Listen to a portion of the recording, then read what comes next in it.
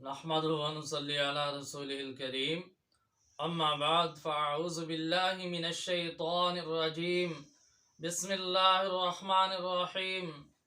محترم بزرگوں اور دوستو، انشاءاللہ آج کی مجلس میں آپ حضرات کو یہ بات بتاؤں گا کہ جب ماہ رمضان کا مہینہ آتا تھا تو نبی کریم صلی اللہ علیہ وسلم کے کن اعمال میں اضافہ ہو جاتا تھا۔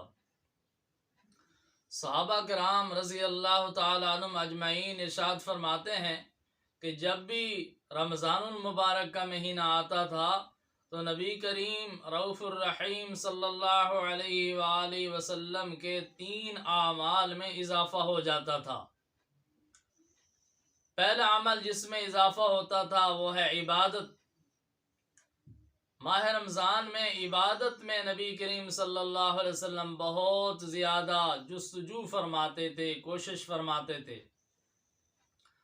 عام دنوں میں نبی کریم صلی اللہ علیہ وسلم کی عبادت کے بارے میں آتا ہے کہ نبی کریم صلی اللہ علیہ وسلم اتنی عبادت فرماتے تھے، اتنا قیام فرماتے تھے کہ نبی کریم صلی اللہ علیہ وسلم کے قدمین شریفین پر ورم آ جاتا تھا۔ لیکن جب رمضان المبارک کا مہینہ آتا تھا تو عبادت میں اور زیادہ اضافہ ہو جاتا تھا، اور زیادہ جستجو فرماتے تھے، کوشش فرماتے تھے، بہت زیادہ اضافہ ہو جاتا تھا۔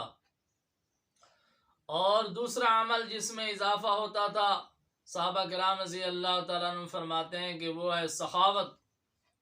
نبی کریم صلی اللہ علیہ وسلم سخاوت کے بادشاہ تھے، بہت زیادہ سخاوت فرماتے تھے، لیکن اس کے باوجود جب ماہ رمضان کا مبارک مہینہ آ جاتا تھا تو نبی کریم صلی اللہ علیہ وآلہ وسلم کی سخاوت میں اور اضافہ ہو جاتا تھا، بہت زیادہ سخاوت فرماتے تھے۔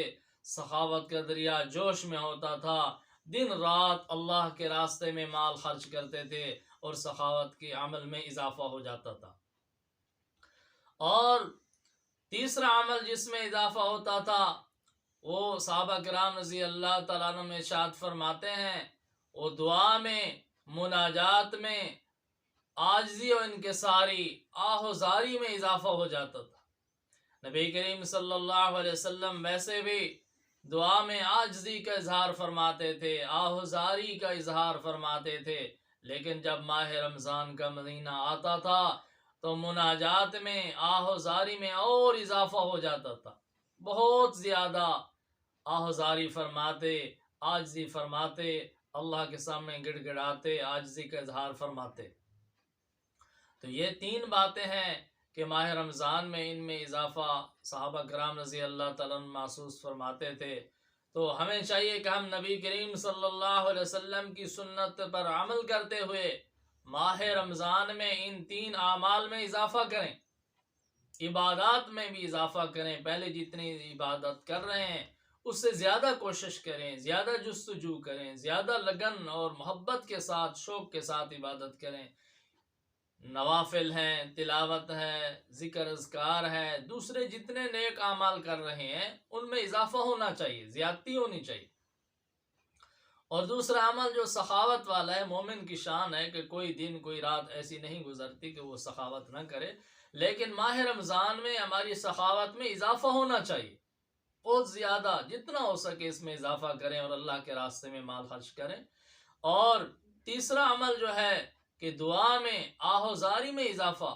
تو ہر مسلمان ہر عمل کے بعد دعا تو کرتا ہے، لیکن ماہ رمضان کی رحمتیں، برکتیں بہت زیادہ ہیں اور اللہ کی رحمت اور جوش میں ہوتی ہے، تو ہمیں چاہیے کہ ہم دعا میں، آہ و زاری میں، عاجزی میں اور اضافہ کریں، اللہ تعالیٰ کے سامنے گڑ گڑائیں، آنسو بہائیں، عاجزی کا اظہار کریں، تاکہ ہماری دعائیں، ہماری آہ و زاری اللہ کے دربار میں قبول ہو جائے۔ اللہ تعالیٰ ہم سب کو ماہ رمضان کی برکات نصیب فرمائیں اور فضائل نصیب فرمائیں۔ وآخر دعوانا ان الحمد للہ رب العالمین۔